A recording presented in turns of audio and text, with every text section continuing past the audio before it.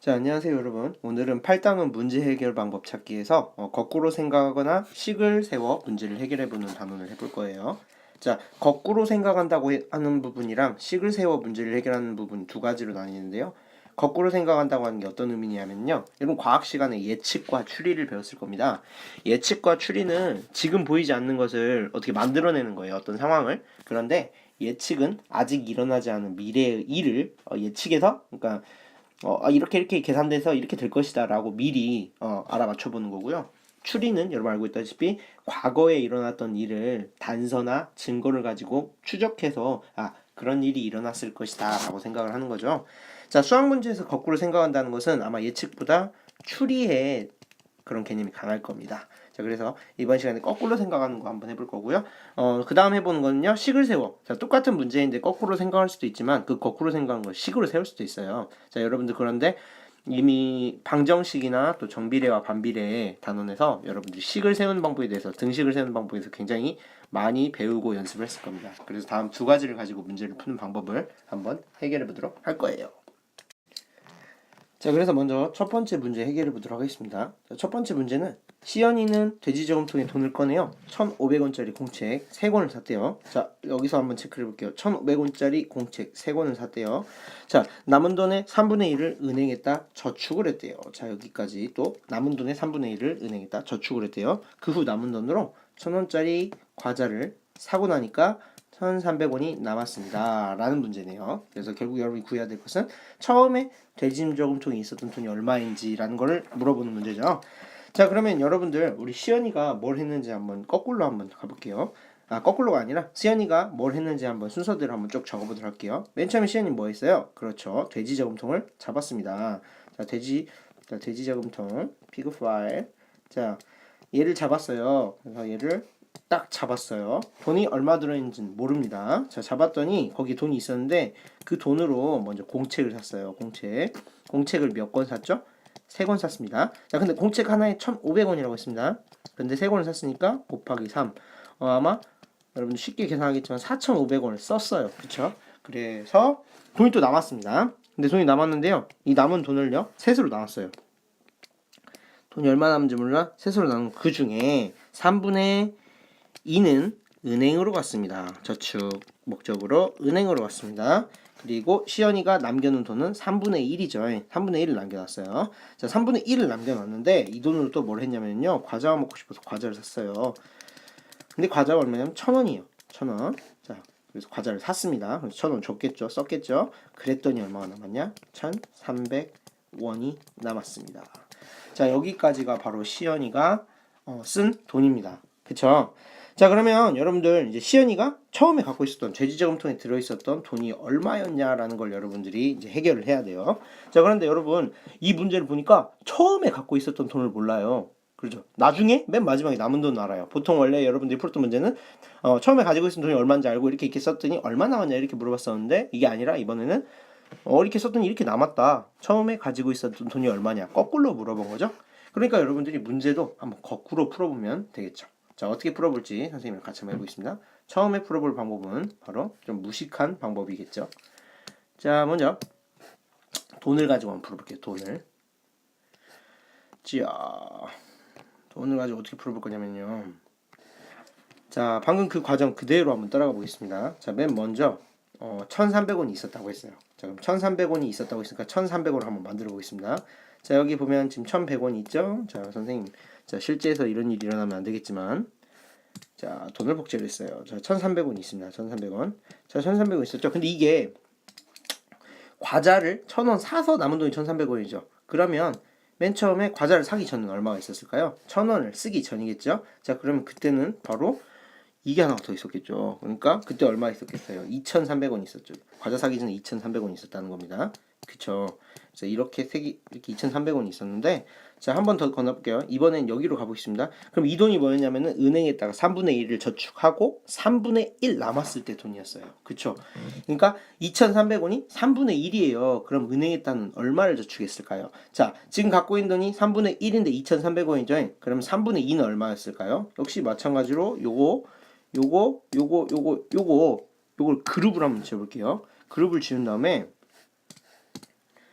이렇게 딱 하면 아마 선택이 될 겁니다. 그죠? 이거를 복사를 해볼게요. 그렇죠? 이 복사를 하니까 어떻게 됩니까? 3개가 돼요. 신기하죠? 자, 이렇게 돼서 은행에다가 저금한 게 3분의 2였으니까요.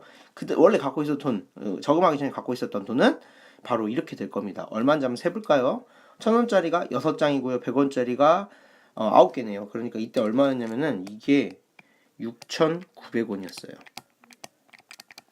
그쵸? 6,900원이었죠. 자, 6,900원이었는데 그럼 이 돈 이제 저축도 하기 전입니다. 은행에다 저축해서 3분의 2까지 가져왔을 때 6,900원이었습니다. 근데 이 돈은 또 어떤 돈이냐면요. 공책 1,500원짜리 공책 3권을 산 다음에 남은 돈이었어요. 그쵸? 자, 그럼 다시 한번 가보도록 하겠습니다. 예, 그룹을 해제하고요. duplicate. 자, 공책 하나의 값이 얼마라고요? 1,500원이라고 했습니다. 하나. 자, 그래서 1,500원 만들기 힘들어요.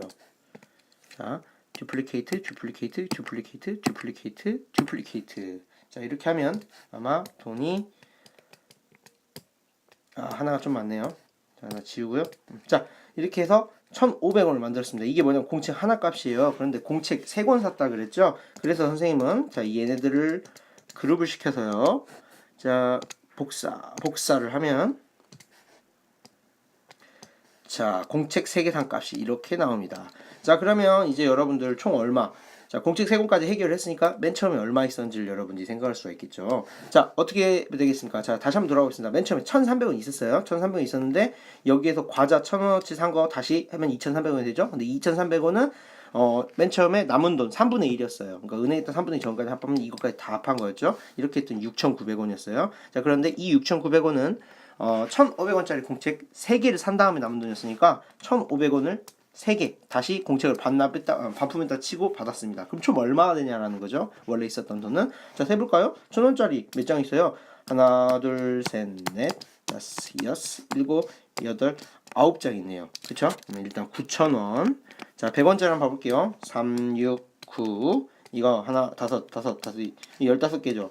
15개고 여기 9개 있으니까 총 24개 있죠. 100원짜리 24개면 얼마예요? 2,400원이네요. 자, 그럼 원래 돈 얼마였다? 11,400원이었다 라는 걸 알 수 있습니다. 자, 이런 방법으로 거꾸로 추적해서 풀어볼 수 있다라는 거죠. 자, 그런데 여러분들 이 부분에 대해서 이렇게 거꾸로 추적해서 풀 수도 있는데 이미 여러분들이 등식을 세우는 방법, 방정식을 세우는 방법을 배웠습니다. 그러니까 여러분들은 등식을 성질을 이용해서 방정식을 이용해서 문제를 풀 수 있는 거죠. 자, 문제에서 대진저금통에 돈이 얼마 있었는지 알아보자 라고 물어봤어요. 자, 방정식이라고 치면 이걸 뭘로 잡아야 되겠습니까? 모르는 수니까 x로 잡아야 되겠죠. 그쵸? 예, x로 잡으면 풀 수 있다는 겁니다. 자, 그러면 선생님이 한번 식을 한번 세워볼까요? 자, 맨 처음에 자, x를 이렇게 잡고요.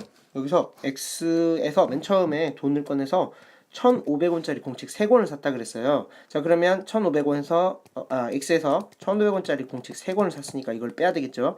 자, 원래는 괄호를 쳐줘야 되는데 곱하기 3 하면 먼저 계산을 해줘야 되니까 괄호를 쳐주지 않아도 식은 성립이 되겠죠. 자, 그러면 공책을 샀습니다. 자, 그 다음으로 뭐 했을까요? 남은 돈의 3분의 1을 은행에 저축을 했어요. 그 후 남은 돈. 자, 3분의 1을 은행에 저축을 했습니다. 3분의 1을 쓴 거죠. 그럼 얼마 남았어요? 3분의 1이 남았죠. 여기 조심해야 됩니다. 3분의 1을 썼으니까 곱하기 3분의 2가 아니라 3분의 1 썼으면 남은 돈 3분의 1이라는 사실을 여러분들이 알아줘야 됩니다. 즉, 뭐 4분의 3을 은행에 저축하였다. 그럼 남은 돈 얼마예요? 4분의 1이라는 거죠. 그래서 이게 가장 큰 함정이라고 할 수 있겠네요. 자, 이거 잘 생각해서 식 써줬습니다. 자, 여기까지 했죠. 자, 그래서 여기까지 했는데 남은 돈으로 뭐 했어요? 1,000원짜리 과자를 샀어요. 자, 그러니까 과자 산 돈 1,000원을 빼줍니다. 그랬더니 얼마가 남았습니까? 1,300원이 남았죠.